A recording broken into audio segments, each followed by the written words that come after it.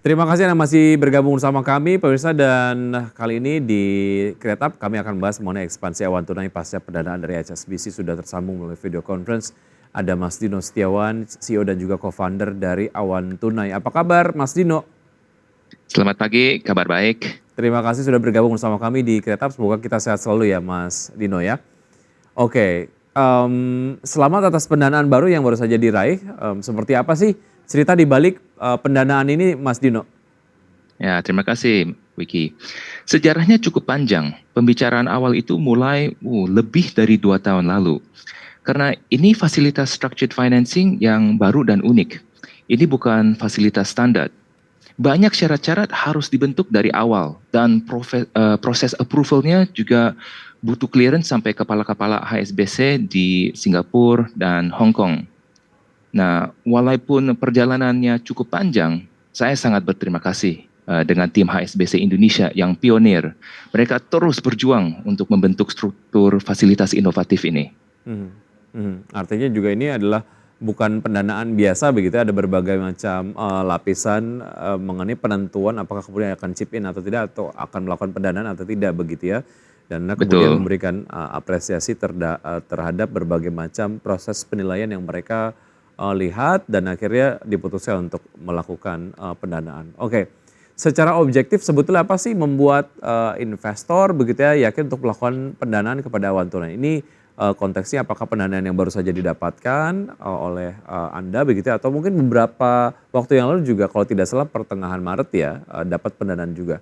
Apa sih yang membuat mereka kemudian cukup tertarik untuk melakukan pendanaan kepada Awan Tunai? ini cukup menarik, Wiki, karena Awan Tunai memberikan dana modal kerja ke segmen UMKM secara KTA, kredit tanpa agunan. Program-program KTA untuk UMKM sudah dicoba oleh beberapa bank. Yang sedihnya, banyak program UMKM ini yang dibutuhi oleh masyarakat ya, sulit untuk berkembang dengan ya gagal bayar yang kurang baik.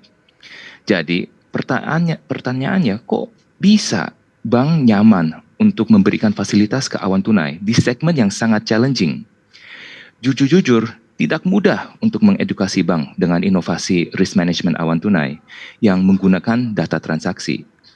Ujung-ujungnya track record Awan Tunai yang meyakinkan pemimpin bank. Karena selama 5 tahun kita sudah mendukung belanjaan stok barang kelontong dari warung, grosir, distributor lebih dari 30 triliun rupiah dengan gagal bayar hanya 0,2% per bulan. Ini sesuatu pencapaian luar biasa yang bukan hanya meyakinkan mitra bank kami untuk memberikan fasilitas, tapi juga pas Maret itu kan ada sovereign fund dari pemerintah Norwegia, Finlandia, IFC, Bank Dunia, dan bank raksasa asing seperti MUFG yang bank terbesar dari Jepang berinvestasi ekuitas di Awan Tunai. Oke, ya. Kalau dilihat dari berbagai macam strategi untuk membaca teman-teman UMKM sebagai calon debitur begitu ya yang dilakukan oleh Awan Tunai ini kemudian dirasa cukup efektif sehingga non performing loan ataupun mungkin kredit macetnya kecil gitu. Itu yang kemudian membuat Betul. perbankan ataupun mungkin investor lebih nyaman lah melakukan pendanaan ataupun investasi kepada Awan Tunai. Oke. Saya ingin membahas sedikit mekanisme pendanaannya ataupun the way you guys interact each other setelah pendanaan dari HSBC ini dilakukan itu seperti apa, Pak Dino? Oke, pendanaan tersebut akan jadi funding lewat platform fintech Awan Tunai, yaitu PT Simplify Technology. Dengan fasilitas sebesar 300 miliar, akan ada banyak debitur di portfolio yang Awan Tunai bentukan untuk HSBC. Mungkin bisa sampai 1.000 debitur. Jadi, jika ada satu debitur gagal bayar, dampaknya hanya 0,1%, yaitu 1 dari 1.000. Itu dipanggil semacam pooling effect ya, yang lender raksasa seperti bank bisa menikmati. Saya harap skema fintech kerjasama dengan bank yaitu bisa menjadi model terbaik ya untuk ke depan. Baik. Nah, ke depan berarti pendanaan yang baru saja diperoleh itu akan digunakan untuk apa saja, Pak Dino? Fasilitas Bank HSBC khusus untuk digunakan funding pembiayaan yang kita memberi kepada distributor, grosir, warung kelontong untuk dukung mereka punya belanjaan stok barang. Sementara ini Awon Tunai hanya melayankan segmen traditional general trade atau kadang-kadang dipanggil GT di pasar. Ini stok barang-barang harian termasuk sembako yang masyarakat butuh tiap hari untuk hidup. Oke, baik. Lalu ke depan berarti apakah ada penambahan layanan yang diberikan kepada user setelah pendanaan? Jasa pembiayaan masih sama sih, tidak berubah. Paling kita rencanakan ekspansi ke beberapa kota baru. Sementara ini kita di 24 kota, mayoritas di Jawa, Bali, Lombok, dan kita terus buka kota di luar Jawa seperti Palembang, Balikpapan, Samarinda, Makassar gitu. Oke. Secara services akan kurang lebih sama, tapi yang dilakukan adalah ekspansinya gitu ya ke beberapa daerah yang selama ini belum tercater gitu. Oke, semakin menarik Mas Dino, kita akan jeda sejenak dan pemirsa tetap bersama kami akan segera kembali. Terima kasih Anda masih bergabung bersama kami, pemirsa, dan kami masih berbincang bersama Mas Dino Setiawan, CEO dan juga co-founder dari Awon Tunai. Tadi sudah kita bahas mengenai berbagai macam pendanaan dan juga ke depan ekspansi yang akan dilakukan oleh Awon Tunai itu seperti apa gitu.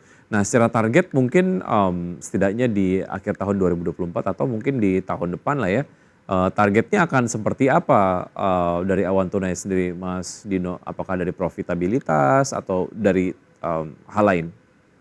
Oke, HSBC salah satu fasilitas dari 9 mitra bank kami. Dengan dukungan dari semua mitra bank kami, ya kita incar untuk mendouble pembiayaan kita ke UMKM setiap tahun. Jadi dengan sekarang kita memberi 1,5 triliun per bulan, pertengahan tahun depan kita harap bisa mencapai 3 triliun per bulan. Dan itu sebenarnya masih kecil ya, karena menurut Bank Indonesia di segmen distribusi dan perdagangan ada sekitar 500 triliun aset bank. Dan kita tahu kebutuhan kredit modal kerja itu masih jauh lebih besar dari apa yang bisa diberikan oleh bank. Jadi kita harap dengan Awon Tunai terus bisa menambah fasilitas dari bank, kita bisa meyakinkan industri perbankan bahwa fintech di Indonesia bisa memberi nilai tambah sebagai mitra kepada industri keuangan. Oke, artinya kolaborasi ini kemudian menjadi penting. Saya ingat beberapa tahun yang lalu kalau ngomongin soal wawancara saya dengan perbankan, mereka belum kemudian terlalu melihat segmen UMKM sebagai market yang favorable buat mereka gitu ya. Tapi dengan adanya fintech ataupun tech company, dengan sistem yang kemudian mereka miliki, ini juga membuat akhirnya perbankan berpikir oke, ini menjadi satu segmen yang bisa digarap sama-sama gitu ya. Saya ingat banget beberapa waktu yang lalu dengan adanya pada mulai bermunculan platform fintech, ada kekhawatiran terkait dengan ada segmen yang akan dimakan oleh teman-teman fintech gitu. Tapi yang sekarang terbukti adalah bisa berkolaborasi justru ya. Oke, ini bicara mengenai platform yang berlomba-lomba memberikan pendanaan bagi UMKM kan ini semakin banyak Mas Dino. Bagaimana sih sebetulnya Awon Tunai menyikapi persaingan yang ada dan apa yang menjadi values yang membuat Awon Tunai dari point of view users ataupun debitor lah ya, ini lebih favorable? Ya, kompetisi pasti ada. Banyak bisnis model dari B2B e-commerce, bisnis mitra dan agen, termasuk BPR dan fintech lain, segala macam. Apalagi orang lihat kita bisa untung di segmen ini, ya pasti ikut-ikutan. Itu udah hukum alam. Respons kita ya terus untuk fokus membangun sesuatu risk management competitive advantage di segmen GT. That's why ya Awon Tunai ini benar-benar hanya fokus di segmen tersebut. Jadi karena kita bisa membangun sesuatu risk management advantage lah. Oke, apa sih yang dilakukan oleh Awon Tunai sendiri untuk menjaga rasio non-performing loan di level yang rendah? Seperti yang Anda tadi sampaikan, kalau tidak salah berapa di level 1%? 0,2. Oh 0,2, oke. Yeah. Even lebih sedikit dari itu gitu. Apa yang dilakukan untuk menjaga NPL-nya di level segitu? Ya, sebenarnya kan kita benar-benar memfokus dengan risk management inovasi yang baru. Jadi kita benar-benar menggarap data transaksi dari pembelanjaan, grosir, distributor, dan penjualan mereka ke bawah ke warung kelontong. Dan data itu sebenarnya sangat bisa menjaga credit risk ya. Karena kalau kita pikirkan dulu, oh fintech, ya data dari segala macam. Tapi kalau kita pikir apa hubungannya seumpamanya data telco atau pemakaian telco dengan seumpamanya kinerja warung kelontong, dibandingin apa warung kelontong itu belanja tiap hari dengan stok barang. Jadi ini ya inovasi kita ini bisa bilang kita menggunakan data transaksi gitu. Oke, dan ini juga bisa menjadi satu hal yang bisa menjadi base untuk Awan Tunai sendiri memutuskan akan melakukan penyaluran pembiayaan terhadap profil UMKM tersebut atau tidak. Ada nggak sih success story lah yang kemudian ini terjadi begitu antara Awan Tunai dan juga teman-teman UMKM pada saat mereka kemudian membutuhkan dana begitu ya, tapi kemudian dinilai tidak bankable, kemudian mencari sumber pendanaan, terus kemudian ketemu sama Awan Tunai, dilakukan pendanaan dan sekarang ekspansi usahanya cukup ekspansif lah gitu. Ada nggak success story seperti ini? Mungkin Anda bisa share.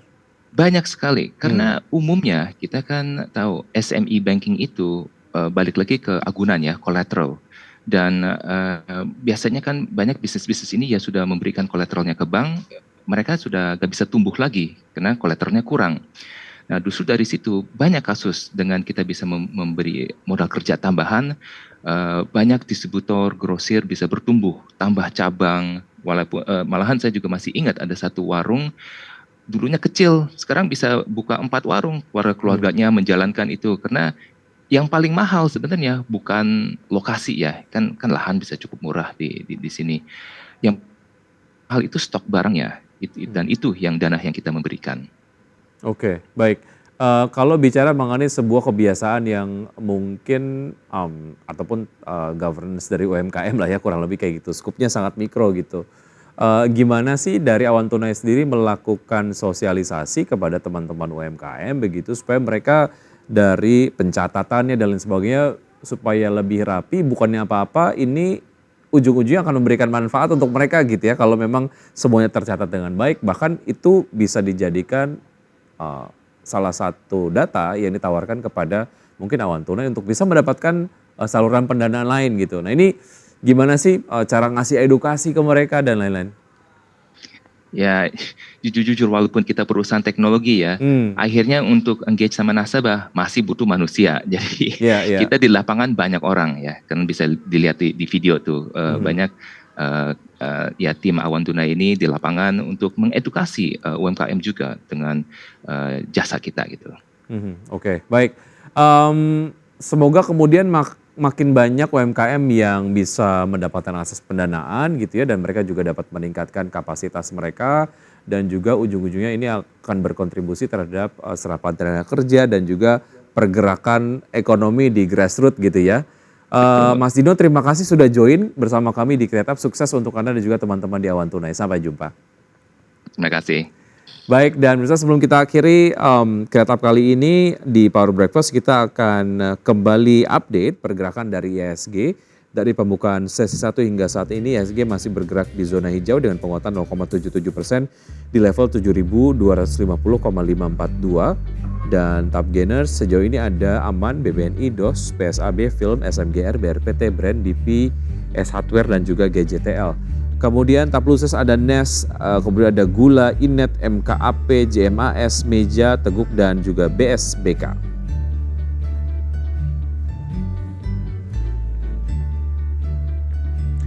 Ya, sudah 90 menit kami menemani Anda dalam Power Breakfast. Semoga pembahasan hari ini dapat menjadi referensi dan sumber informasi untuk Anda. Tetap berbagi informasi Anda hanya di IDX Channel, your trustworthy and comprehensive investment reference. Dan jangan lupa untuk menyaksikan program Market Review yang akan tayang pada pukul 10 waktu Indonesia bagian Barat. Karena urusan masa depan harus terdepan, aku investor saham, saya Wiki Adrian. Sampai jumpa.